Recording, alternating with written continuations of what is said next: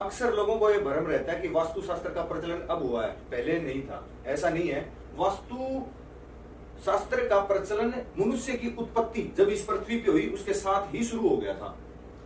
आज हम बात करेंगे वास्तुशास्त्र क्या है। वास्तु का शाब्दिक अर्थ है बसने योग्य क्षेत्र, और वास्तु शास्त्र का अर्थ है जिस क्षेत्र में हम बसते हैं उसको बसने योग्य बनाने का जो विज्ञान है उसको वास्तु शास्त्र कहा गया है। वास्तु पंच तत्वों के संतुलन पर आधारित है। जैसे मनुष्य का शरीर पंच तत्वों से बना है, जल, वायु, अग्नि, पृथ्वी और आकाश। इसमें इसकी एक व्यवस्था है, पंच तत्वों का एक अनुपात है, उसके अनुसार कहीं भी उत्पत्ति का कारण बनता है। पांच तत्व कहीं भी 100% संतुलन में आए और जीवन की शुरुआत हो गई। अब मनुष्य के शरीर में भी पांच तत्वों का संतुलन है।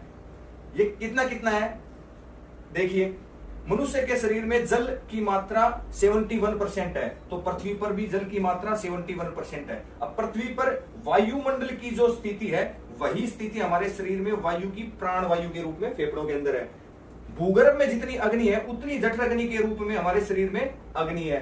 अब पृथ्वी पर जल भी है और अग्नि है, ये दोनों आपस में ना मिले इसके लिए पृथ्वी के अंदर बड़ी बड़ी क्रिस्टल, बड़ी बड़ी चट्टाने हैं। वही काम हमारे शरीर में हड्डियों का है। और पृथ्वी पर जब हम खड़ा होकर देखते हैं तो नॉर्मली 10% आकाश ही दिखाई देता है, वही आकाश हमारे शरीर में सर के ऊपर है।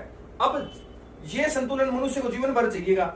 जब तक ये संतुलन बराबर है सारी चीजें व्यवस्थित हैं। जब ये संतुलन कहीं भी बिगड़ता है तो पीड़ा शुरू हो जाती है। अब नॉर्मली समझते हैं कि वास्तुशास्त्र हमारे जीवन में काम कैसे करता है। जब मनुष्य कोई अलग से घर बनाता है तो उसमें पंच तत्वों का संतुलन हमें जितना है मनुष्य के शरीर में उतने का उतना चाहिए। इस व्यवस्था को व्यवस्थित करने के लिए वास्तु शास्त्र कहा गया है। अब पंच तत्व जो है उनका भी एक क्रिया, पंच तत्वों का भी एक अपने आप में कार्य करने की अलग से प्रणाली है। जैसे जल ऊपर से गिरा तो पेड़ पौधे उग गए, पेड़ सूख कर घर्षण से अग्नि पैदा हुई, अग्नि से राख बनी, राख से रेत, रेत से पृथ्वी तत्व का उद्गम हुआ। जब पृथ्वी के अंदर हम गड्ढा करते हैं तो जैसा पानी ऊपर से गिरता है वैसा हम नीचे से भी निकालते हैं।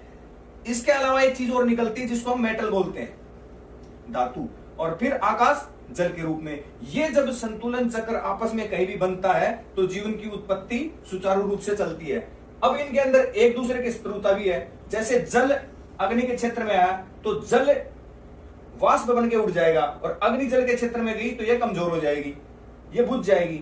वायु अगर पृथ्वी के क्षेत्र में, रेत के क्षेत्र में आता तो रेत को उड़ा देगी, और रेत अगर वायु के क्षेत्र में गई तो वायु को दूषित कर देगी, ये हमारे कोई काम की नहीं रही।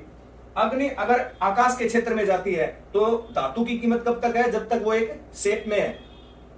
अग्नि आकाश के क्षेत्र में गई, इसको पिघला दिया तो इसने इसको समाप्त कर दिया, और आकाश अग्नि के क्षेत्र में जाएगा तो अग्नि हमारे काम तब तक है तब तक वो एक नियंत्रण में है।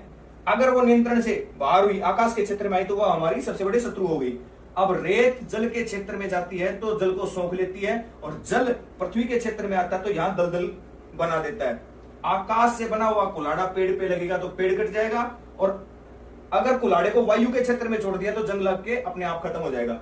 अब इन तत्वों का जो संतुलन है वो हमारे घर में कैसे करें, आप देखें कि इनको दिशाओं के अनुसार बांटा गया है तत्वों को। ये उत्तर दिशा, ये दक्षिण दिशा, ये पूर्व दिशा, और ये पश्चिम दिशा।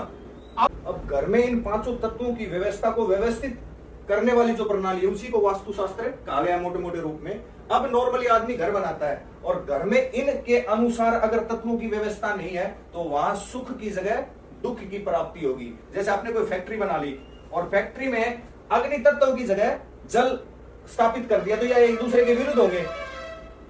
आपका ऑफिस है, आपके ऑफिस में आपकी बैठने की जगह यहां है और आपने यहां बना ली। आपको यह जानकारी कैसी लगी कमेंट बॉक्स में जरूर बताएं हमें, और हमसे संपर्क करने के लिए हमारी स्क्रीन पे